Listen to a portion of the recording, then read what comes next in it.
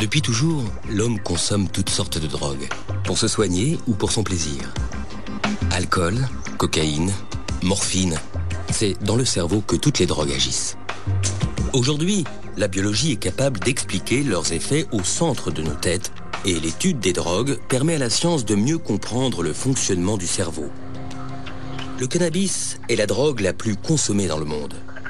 Pour les scientifiques, le cannabis est devenu un outil d'exploration du cerveau, un outil aussi inattendu que précieux.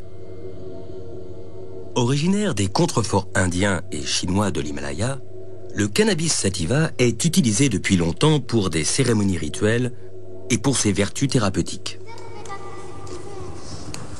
Le Maroc en est le premier producteur mondial avec 2300 tonnes par an.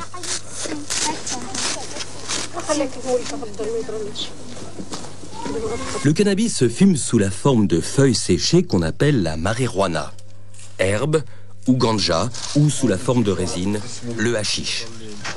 Et le kif, qui est une poudre de pollen extraite des plantes par battage, une technique traditionnelle au Maroc.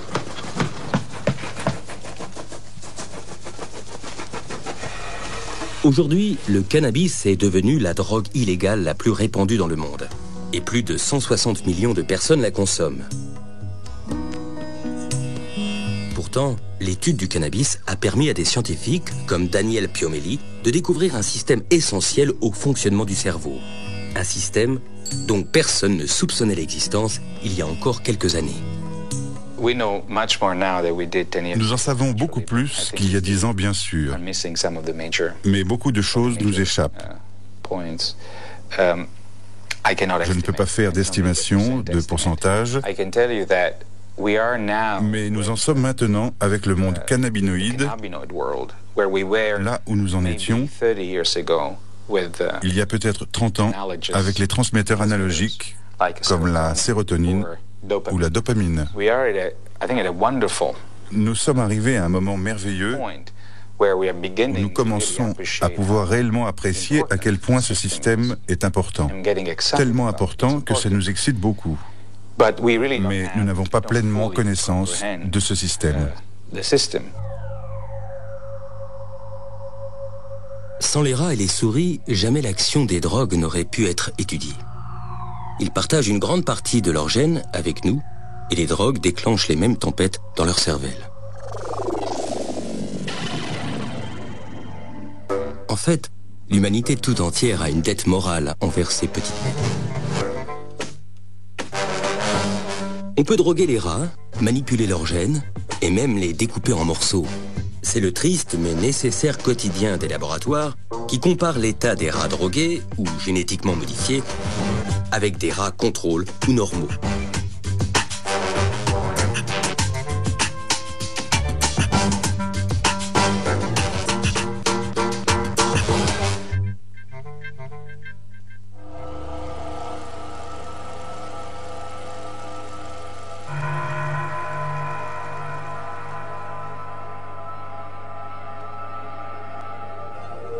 Pour agir, toutes les drogues piratent le système de communication du cerveau, car notre cerveau passe le plus clair de son temps à bavarder avec lui-même.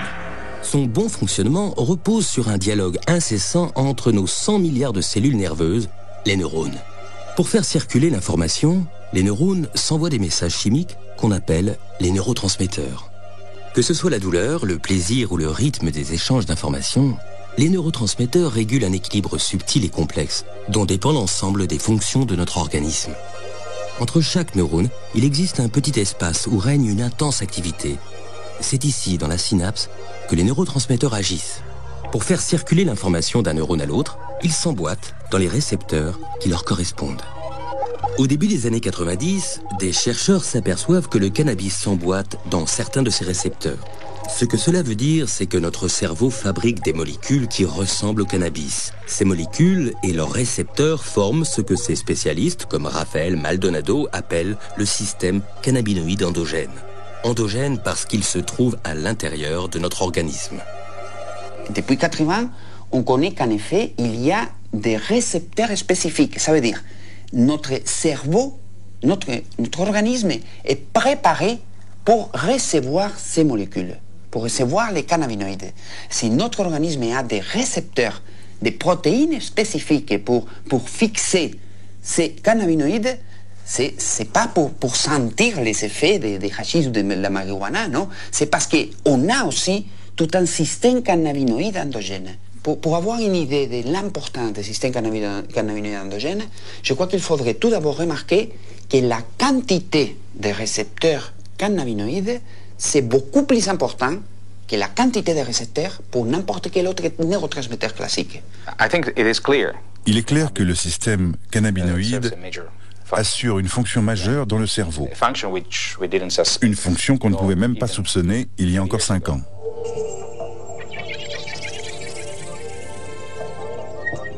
Dans le cerveau, ce système agit notamment sur le cervelet qui gère la coordination des mouvements, le tronc cérébral qui régule les fonctions vitales, le striatum, l'hippocampe et l'amygdale responsable des mouvements réflexes, de la mémoire et de l'anxiété.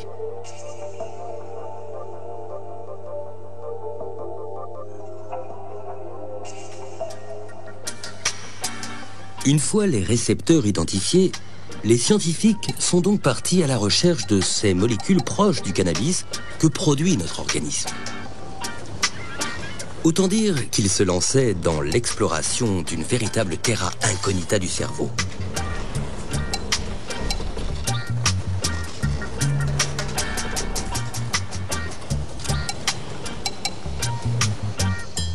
En 1992, ils parviennent à isoler une première molécule cannabinoïde, l'anandamide.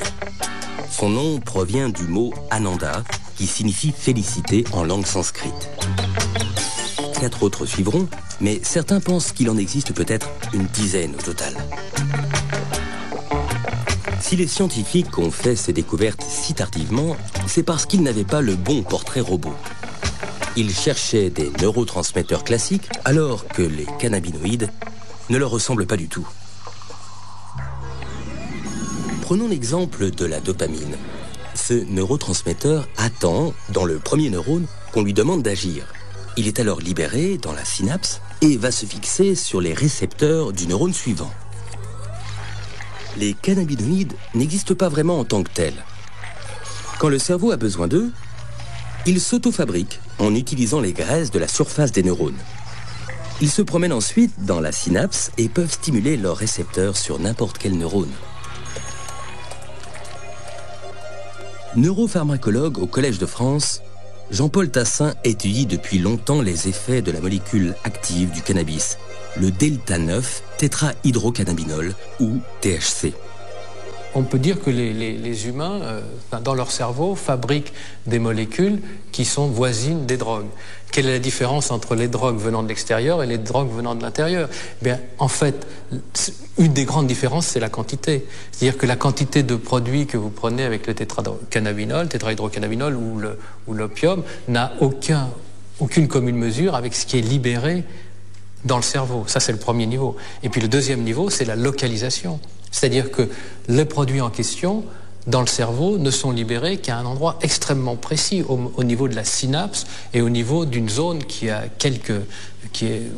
une dimension infiniment petite. Alors que lorsque vous le prenez, que vous l'ingérez, l'ensemble du cerveau est pris par le produit. Et donc tous les sites sont simultanément stimulés. Eso es muy loco. Isso aí. Pode crer.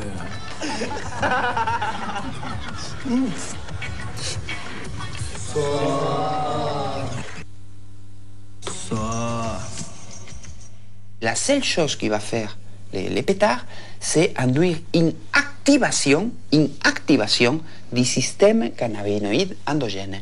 Donc, toutes les réponses que le système cannabinoïde endogène contrôle vont être activées. Sous l'effet du cannabis, les fumeurs deviennent euphoriques. Certaines douleurs et angoisses se dissipent, la sensibilité aux couleurs et aux sons est affûtée, la mémoire des événements récents s'amoindrit, les mouvements se ralentissent, l'appétit est stimulé. Des effets dont l'intensité est sans comparaison avec celle de la cocaïne ou de l'héroïne, et qui valent au cannabis l'appellation de drogue douce. Il n'y a pas d'effet physique gravissime, enfin très important du cannabis, qui fait que tout le monde peut dire « c'est pas si grave que ça ». Il y a un effet psychotrope qui existe mais qui n'est pas dramatique non plus. Donc il peut y avoir des défenseurs du cannabis comme il peut y avoir des attaquants du cannabis. Donc c'est un sujet parfait pour s'engueuler. C'est un sujet parfait pour ne pas être d'accord, puisque vous pouvez être des deux côtés, et pratiquement les deux côtés ont toujours un peu raison.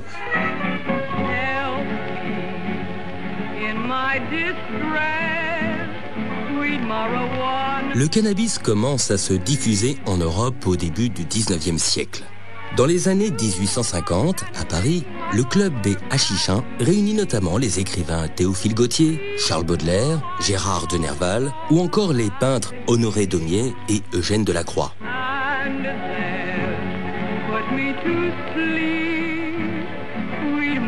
La consommation populaire de cannabis commence véritablement au début du XXe siècle aux États-Unis et dans les pays proches du Mexique.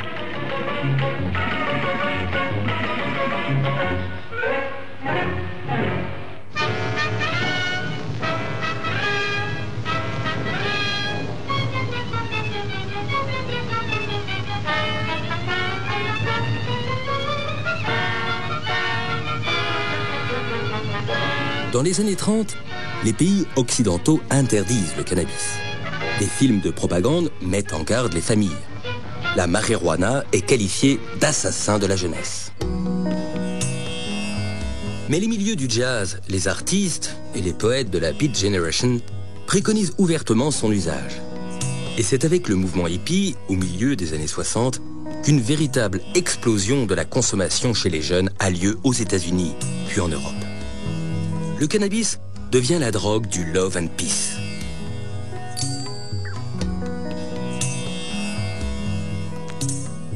À la fin des années 60, les chansons de Bob Marley et le mouvement Rasta revendiquent l'usage de la ganja, le nom jamaïcain de la marijuana.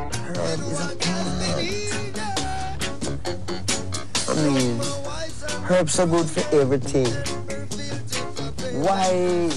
Why these people want to do so much good for everyone who call themselves governments and this and that? Why them say you must not use the herb?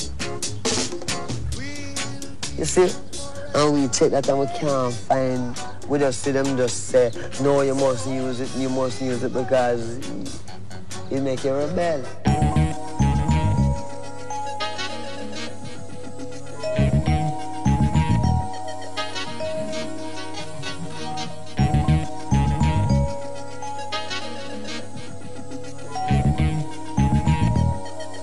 On estime que 4% de la population mondiale fume du cannabis. Afin de mieux cerner ce phénomène, le ministère fédéral allemand de la Santé publique a chargé Dieter Kleiber d'interroger près de 1500 consommateurs. Parmi les consommateurs réguliers, il apparaît que se détachent de façon relativement nette 3 sous-groupes qui rendent possible une classification. Und die sich inhaltlich wiederum in der Art des Konsums und der Konsummodalitäten differenzieren. Da gibt es zum einen eine Gruppe, il y a d'abord un groupe qu'on appelle les consommateurs individuels qui consomment du cannabis pour se détendre après une journée de travail, la plupart du temps seul, tout en écoutant de la musique ou en lisant, etc. Ce premier groupe se distingue nettement de ce qu'on appelle les usagers du temps libre, qui consomment assez fréquemment, entre autres au cours de fêtes, dans des discothèques, mais uniquement en compagnie d'autres personnes et jamais lorsqu'ils sont seuls.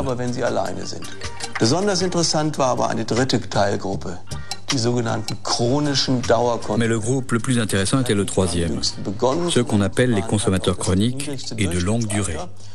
Ceux-ci, non seulement ont commencé à l'âge le plus précoce, mais ils sont généralement plus jeunes et leur taux de dépendance est le plus élevé, avec 28%. En conclusion, il nous semble que la dépendance chez les consommateurs de cannabis peut prendre la forme d'une dépendance psychique. Cependant, si l'on compare les chiffres, c'est assez exceptionnel, puisque cela concerne 1 à 2% de l'ensemble du groupe de consommateurs de cannabis. Et surtout, ce groupe déjà vulnérable, qui a connu auparavant des problèmes d'adaptation, des problèmes psychiques. Dépendance. Le grand mot est lâché. Or, le cannabis possède un point commun avec toutes les drogues. Il provoque dans le cerveau une élévation de dopamine, un neurotransmetteur qui est impliqué dans la sensation de plaisir. Apparemment, la simple perspective de prendre des drogues cannabinoïdes stimule l'émission de dopamine, la sécrétion de cellules de dopamine. Les terminaisons qui débouchent dans le noyau accumbens provoquent une sécrétion de dopamine. C'est important parce que le noyau accumbens est une zone du cerveau qui participe à la canalisation de notre désir pour la nourriture ou la drogue.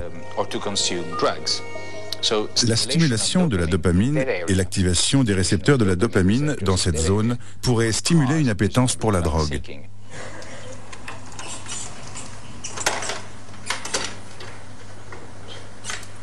Au laboratoire de Rafael Maldonado, on teste les propriétés renforçantes du cannabis chez les souris. En clair, cette expérience permet de voir si les souris aiment le cannabis et peuvent développer une dépendance.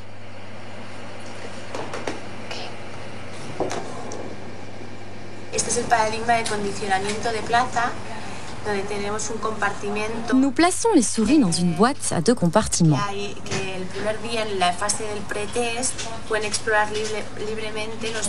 Dans un premier temps, nous les laissons explorer librement.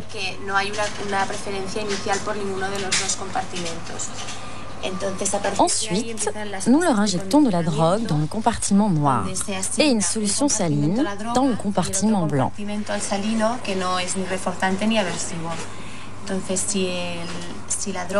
Si la drogue a des propriétés renforçantes, la souris préfère passer plus de temps dans le compartiment noir. Si elle est aversive, elle préférera le compartiment blanc. Et quand on leur injecte du cannabis, les souris passent plus de temps dans le compartiment noir, signe qu'elles l'apprécient. Mais pour mesurer le degré de dépendance chez les humains, médecins et chercheurs se reportent au manuel de référence pour diagnostiquer les troubles mentaux, le DSM-4. Ce système DSM-4 permet de définir des critères pour dire que quelqu'un a un processus d'anxiété, un processus de dépression, une schizophrénie, une dépendance. Ce sont des critères. Si on utilise d'une façon très stricte ces critères, on peut dire oui, le cannabis a les critères pour induire une dépendance. Mais si on peut analyser le cannabis induit ou n'induit pas de dépendance physique, on peut dire, là c'est clair, non? Le cannabis, la consommation humaine de cannabis n'induit pas une dépendance physique, dans le sens que l'arrêt du cannabis n'induit pas un trouble physique important. Donc, n'induit pas de la dépendance physique. Mais bien sûr, il peut induire une consommation abusive, il peut induire une perte de contrôle sur la consommation, oui. Seuls les fumeurs chroniques ressentent des symptômes physiques quand ils arrêtent le cannabis. Ces signes seraient dus à des modifications des récepteurs cannabinoïdes, des modifications qu'on pense réversibles.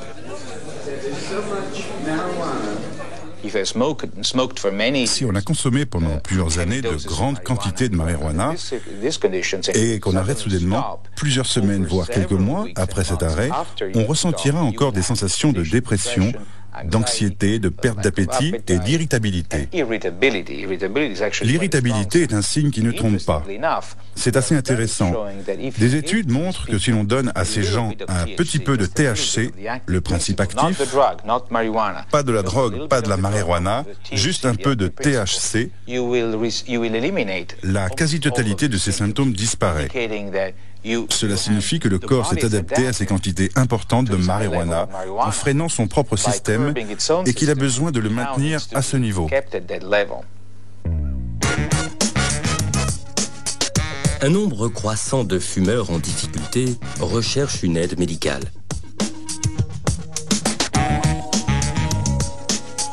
Au service d'addictologie de Philippe Attel, 3% des consultations concernent des consommateurs de cannabis.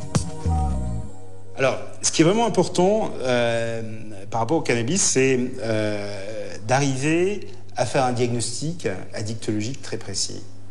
Et ça, c'est souvent complexe parce que autant on a, avec d'autres produits, une corrélation très claire entre la quantité consommée et le niveau de dépendance ou de risque. Autant avec le cannabis, on n'arrive pas, pour des raisons diverses, à apprécier ce schéma-là. Pour une raison simple, c'est qu'il est très rare que les sujets sachent exactement quel type de produit ils consomment, même s'ils ont un fournisseur qui est tout à fait régulier. La teneur en THC des produits est extrêmement variable. Smoke, Mary? Thanks. Are you sure Jimmy will be back soon? Sure, any minute.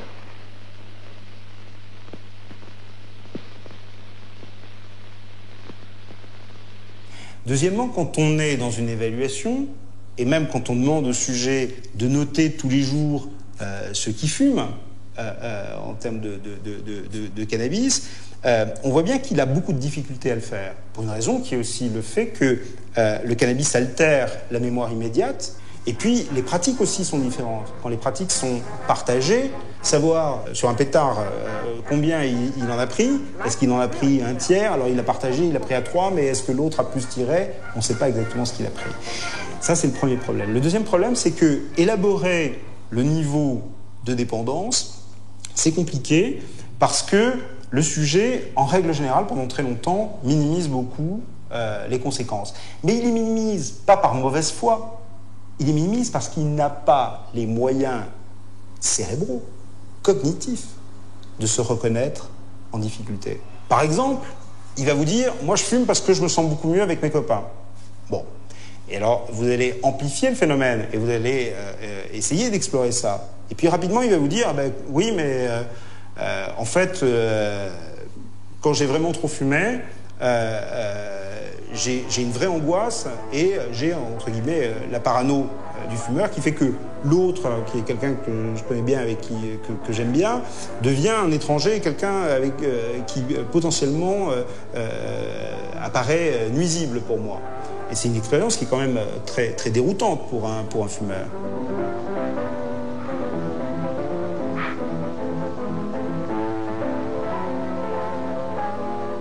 J'ai des dommages, j'ai des ennuis qui sont liés à ma consommation du produit. Et que ces inconvénients, ils me pousseraient à prendre une décision d'arrêter. Et voilà ce sujet dans sa balance décisionnelle. Est-ce que je vais continuer? Est-ce que je vais m'arrêter? Et on va voir qu'il va lui-même remplir la case inconvénient. Et qu'en faisant bouger cette balance, peu à peu, on va l'aider à prendre une décision. Depuis plusieurs années en Europe, la consommation de cannabis est en constante augmentation chez les jeunes. Et en France, la moitié des moins de 18 ans ont déjà fumé un joint. Selon Daniel Piomelli, cet usage précoce du cannabis pourrait avoir des conséquences néfastes sur leur jeune cerveau. Les adolescents ressemblent aux adultes sur bien des points. Ils sont aussi grands que les adultes, leur barbe pousse, ils ont une vie sexuelle, ils ont tout d'un adulte. Mais il y a une chose que les adultes perdent. C'est une grande curiosité, cette ouverture aux choses, cet intérêt intellectuel pour toute chose. Et la raison de cela est que les systèmes du cerveau qui sont impliqués dans les comportements de quête, dans les comportements d'investigation, dans la curiosité, ces systèmes se développent plus tard dans la vie, mais déjà à ce stade. Si maintenant on commence à activer ces systèmes d'une façon inappropriée, pendant cette phase de développement, les types de problèmes que l'on peut générer plus tard au cours de la vie sont considérables. Évidemment, ceux qui vont prendre du cannabis sont en principe des jeunes qui sont dans une situation d'adolescents, qui sont donc en train de se confronter à une modification, enfin une mise en place de leur personnalité en fonction de leur environnement. Et ce cannabis, lorsqu'ils le fument, va leur permettre, pendant le temps où il agit, de prendre une certaine distance par rapport à cette contrainte qui consiste à s'adapter à un environnement et à se mettre en place leur personnalité. Alors, ça peut être un avantage si c'est pris de façon modérée, puisque ça permet de se reposer, entre guillemets. Mais si c'est pris de façon régulière, alors là, cette confrontation qui est obligatoire si on veut devenir un adulte, eh bien cette confrontation est repoussée. Elle est repoussée, voire même déformée par le cannabis. Yeah. The whole summer. At a critical time when young people must make decisions that will shape their future, the people who become dependent upon marijuana are dependent on an escape that makes the unreal seem beautiful and the reality of life seem unnecessary. No. Dad, wake up. Come on, Dad. No time to cry. Et je pense que s'il y avait une limite à donner, cette limite, c'est à partir du moment où un adolescent commence à fumer le matin, c'est-à-dire dès le début, le début de la journée où il va être confronté à tous ces événements, à partir de ce moment-là, on peut se dire qu'il y a peut-être un danger et qu'il faut faire attention. Failing this, the next tragedy may be that of your daughter, or your son, or yours, or yours, or yours.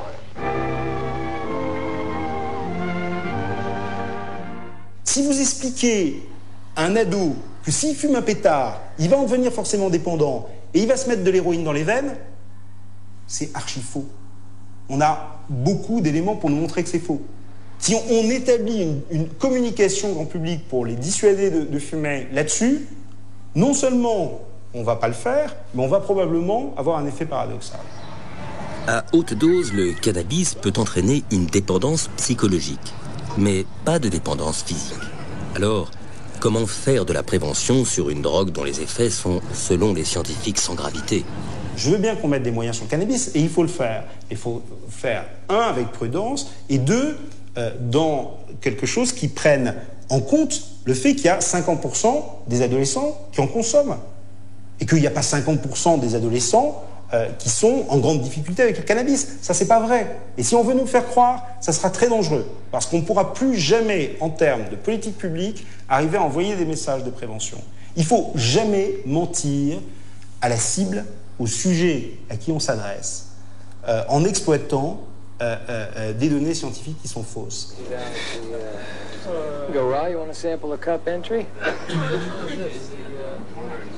The Bubble Light. Bubble Light? It's a nice sharper taste. Awesome. Quand je dis qu'il n'y a que les adolescents qui fument, j'exagère. Bon, malgré tout, c'est la réalité épidémiologique, c'est-à-dire que vous avez une consommation qui démarre pour certains à 13-14 ans, qui va augmenter jusqu'à 18, 19, 20 ans, mais après 20 ans, vous avez une baisse très très rapide de la consommation de cannabis. Ce qui est d'ailleurs une preuve que le cannabis, en soi, n'est pas un produit extrêmement addictif, puisqu'on voit bien qu'on peut s'en détacher sans difficulté. Et souvent, à partir du moment où les adultes sont rentrés dans une vie de travail et relativement régulière, ils arrêtent de consommer. Enfin, ils consomment de façon tout à fait récréative et sans importance. Charogne, Bouchard, Bandure, vieille viande, Charogne, cadavre ambulant. Ces dernières années, pourtant, on a accusé le cannabis de pouvoir déclencher un grave trouble psychiatrique, la schizophrénie. Cette maladie se manifeste justement à la fin de l'adolescence ou au début de l'âge adulte. Elle se traduit par une perte de contact avec la réalité, une désintégration de la personnalité, des idées délirantes, des hallucinations. Quand on voit des sujets qui ont un tableau schizophrénique et une dépendance cannabique, et qu'on reprend chronologiquement l'histoire, on se rend bien compte que, avant même la prise de cannabis, il y avait des petits éléments qui étaient des signes précoces que les psychiatres ont appris à reconnaître de troubles psychotiques dans l'évolution de ce sujet. Le cannabis a un rôle promotionnel, amplificateur d'un phénomène qui est préexistant. il semblerait qu'on ait pris à l'envers le problème de la schizophrénie et du cannabis. En effet, les schizophrènes sont particulièrement exposés à la toxicomanie. En plus de difficultés avec l'alcool et le tabac, beaucoup consomment du cannabis. Oui, les schizophrènes utilisent beaucoup de cannabis, pour des raisons qui sont d'ailleurs bien étudiées et qui sont le fait que ça leur permet, de retrouver un sentiment, sinon d'euphorie, mais de plaisir. Et on sait qu'un des symptômes déficitaires de la schizophrénie, c'est de perdre cette capacité à ressentir, et qu'on voit bien que là, le produit pharmacologiquement leur permet de le faire. Et que deuxièmement, pas simplement dans les processus d'aller chercher le produit, qui est un produit, comme vous le savez, illicite, et dans lequel il faut avoir un certain nombre de réseaux pour se le procurer, eh bien, il y a une sociabilité qui existe. Or, l'isolement du schizophrène est aussi un des symptômes déficitaires de la maladie. Donc, d'une manière bien évidemment trop schématique, on peut imaginer que l'usage de cannabis chez un sujet schizophrène a des effets bénéfiques qui luttent contre sa propre maladie. Les schizophrènes feraient en quelque sorte un usage thérapeutique du cannabis. C'est bien là la difficulté majeure quand on aborde la question de cette drogue. Illégal dans la plupart des pays, le cannabis possède des propriétés thérapeutiques bien connues.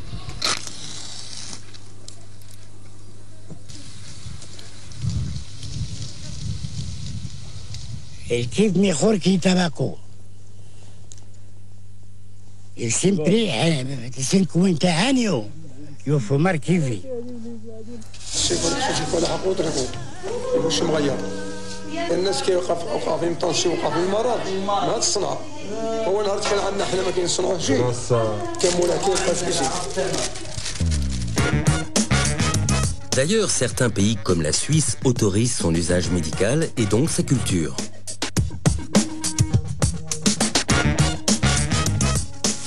Pour moi, c'est une première, dans le sens que les médecins commencent à prescrire du chanvre aux patients en Suisse. C'est un extracteur de pollen. On va récupérer cette résine.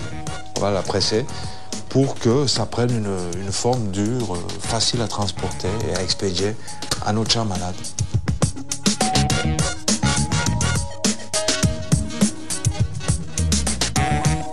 La clinique bernoise traite des patients atteints de sclérose en plaques avec des gélules à base de cannabis.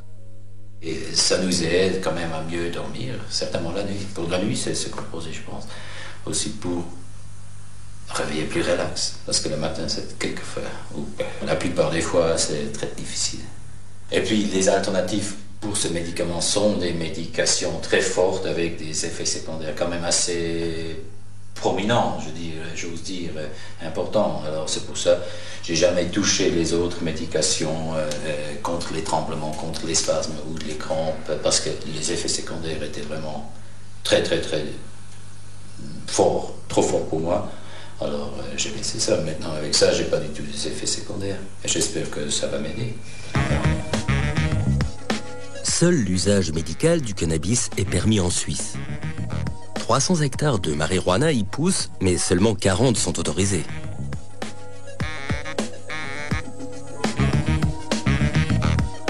Une grande majorité de la production est en fait destinée à l'usage illégal et à l'exportation. Dans d'autres pays, comme en France, ceux qui ont la main verte se rabattent sur la culture en placard. L'usage et la culture de cannabis y sont interdits. Tous les ans, plusieurs mouvements se rassemblent pour réclamer une révision de la loi. Ils militent notamment pour que certains malades puissent fumer du cannabis.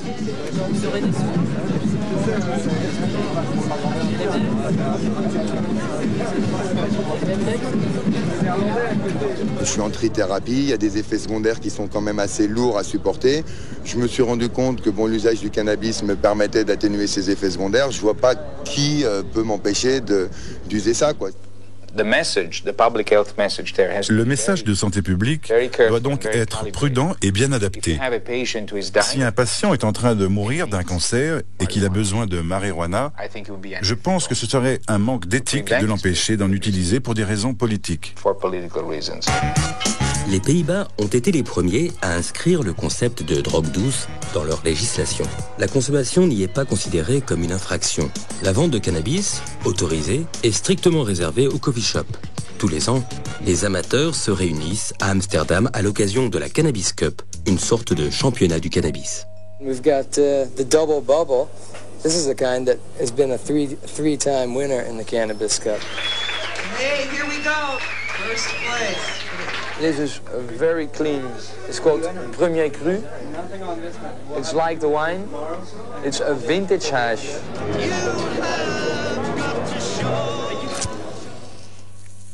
Dans certains pays, des malades du sida ou du cancer ont réclamé le droit de fumer des joints afin de soulager leur douleur ou leur nausée. Ils ont bousculé la législation au Canada, en Australie et en Europe, où le cannabis est autorisé pour des raisons médicales. La marijuana est une drogue et elle produit des effets qu'on ne peut pas demander aux gens de tolérer dans leur vie de tous les jours. On ne voudrait pas qu'un analgésique qu'on prend tous les jours entraîne une perte de mémoire. Ce serait un désastre au travail. Ou bien que les patients soient plongés dans un état de constante euphorie. Ça poserait des problèmes à ses collègues.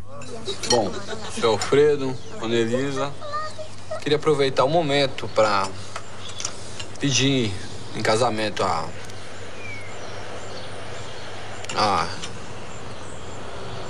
mão da... Ai. Natália. Natália.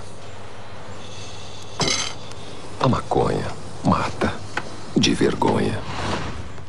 On ne va pas discuter si c'est dangereux ou pas l'utilisation récréative des cannabinoïdes. Ça, c'est pas mon sujet. Mon sujet, c'est que les cannabinoïdes, le système cannabinoïde endogène, c'est une cible très, très bonne pour chercher de nouveaux médicaments. La douleur est sans doute l'un des domaines dans lequel la recherche cannabinoïde pourrait avoir le plus d'impact. Le problème est alors d'élaborer, à partir de la biologie endocannabinoïde, un antidouleur qui n'aurait aucun effet secondaire, ne provoquerait pas l'euphorie, la désorientation ou encore la perte de mémoire qui sont inhérents au THC. Le problème du cannabis, c'est qu'il envahit le cerveau et stimule tous les récepteurs. Les chercheurs essaient donc de trouver le moyen d'agir directement sur le système cannabinoïde, sur l'anandamide par exemple. Or, il existe aussi des récepteurs cannabinoïdes en dehors du cerveau. Ces récepteurs jouent un rôle dans la régulation de la douleur. Daniel Piomelli a donc développé un médicament antidouleur qui agit sur ces récepteurs de façon très localisée, et donc sans effet secondaire sur le cerveau. Il a ensuite testé ce remède sur des rats souffrant d'une hernie sciatique. Nous avons fabriqué une solution à appliquer sur la zone, comme un gel ou une crème, pour les humains souffrant par exemple de sciatique ou d'arthrite. Le résultat étonnant, c'est que les animaux traités à base de substances cannabinoïdes ont montré un comportement indiquant une disparition complète de la réponse de douleur. Ce type de crème pourrait traiter des douleurs qu'aucun médicament n'arrive à soulager aujourd'hui. Par exemple, des douleurs tenaces que provoquent des lésions au niveau des nerfs. Un autre état qui pourrait être traité avec les cannabinoïdes, c'est l'anxiété, la dépression. Des expériences sur les animaux ont montré que si on bloque la désactivation de l'anandamide, le chemin qui mène à la destruction de l'anandamide, et qu'on augmente la quantité d'anandamide, au lieu d'avoir les effets que provoque l'activation des récepteurs cannabinoïdes, on n'aura que des effets très sélectifs, y compris un important effet anti-anxiété chez les animaux. Quand l'anandamide a achevé sa mission dans la synapse, elle retourne dans le neurone. Elle est alors éliminée par d'autres molécules. Si un médicament empêchait cette destruction, l'anandamide pourrait agir beaucoup plus longtemps. Ça ne veut pas dire que ça fonctionnera sur les humains de la même manière, mais c'est un début et nous pouvons maintenant développer de nouveaux composants qui nous mèneront peut-être à des médicaments contre l'anxiété pour les humains. Je ne pense pas que la création d'anxiolytiques ou d'antidépresseurs basés sur le système endocannabinoïque sera facile, ni même qu'ils seront disponibles dans les 2 ou 5 prochaines années. Mais je crois que dans les 10 à 20 ans à venir, Des médicaments pour les troubles neuropsychiatriques basés sur le système endocannabinoïde seront utilisés à grande échelle. Plus étonnant encore, on découvre aujourd'hui que certaines maladies seraient dues à des dérèglements du système cannabinoïde. Dans le cerveau, l'hypothalamus participe à la régulation de l'appétit. Et les scientifiques ont démontré que les endocannabinoïdes pourraient agir dans cette région.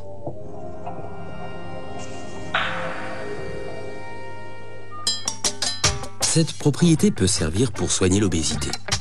Une société pharmaceutique est sur le point de mettre sur le marché un nouveau traitement contre l'obésité, inspiré par la science du cannabis.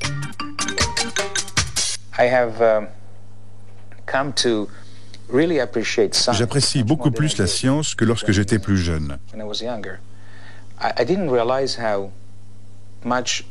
Je ne réalisais pas alors à quel point la science pouvait être utile pour tout le monde, jusqu'à ce que je fasse partie de l'entreprise scientifique. Ce que j'ai également commencé à comprendre, c'est que cette entreprise scientifique trouve son but ultime dans la compréhension de l'humanité et dans l'aide rationnelle qu'elle lui apporte, en particulier dans le cas de la médecine. Et ce savoir doit être transmis à tout le monde. Il doit entraîner une prise de conscience collective, parce que sans cela, il n'y aura jamais de prise de conscience politique. Et sans elle, les découvertes faites dans les laboratoires ne seront pas utilisées pour des prises de décision de santé publique. Parce qu'en définitive, c'est ça qui compte. En explorant les mécanismes d'action du cannabis, les scientifiques ont découvert un système essentiel au fonctionnement du cerveau et à la régulation de l'organisme. Aujourd'hui, ils réalisent des progrès spectaculaires dans la compréhension des effets du cannabis et de notre système naturel. Leurs résultats, encore peu connus du grand public, devraient profondément modifier notre regard sur cette drogue. L'étude du cannabis ouvre des perspectives inédites sur de nouveaux traitements médicaux contre la douleur, l'obésité, l'anxiété ou encore la sclérose en plaques. Pour les chercheurs, une véritable révolution biologique est en marche.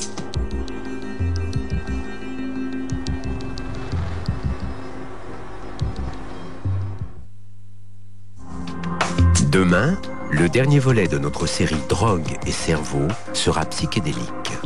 On y parlera des plantes hallucinogènes, de leur utilisation dans les rituels anciens et de la manière dont elles affectent notre conscience. Ces drogues, les plus vieilles drogues du monde, sont aujourd'hui détrônées par le LSD et l'ecstasy. À demain pour tout savoir ici ou sur le net.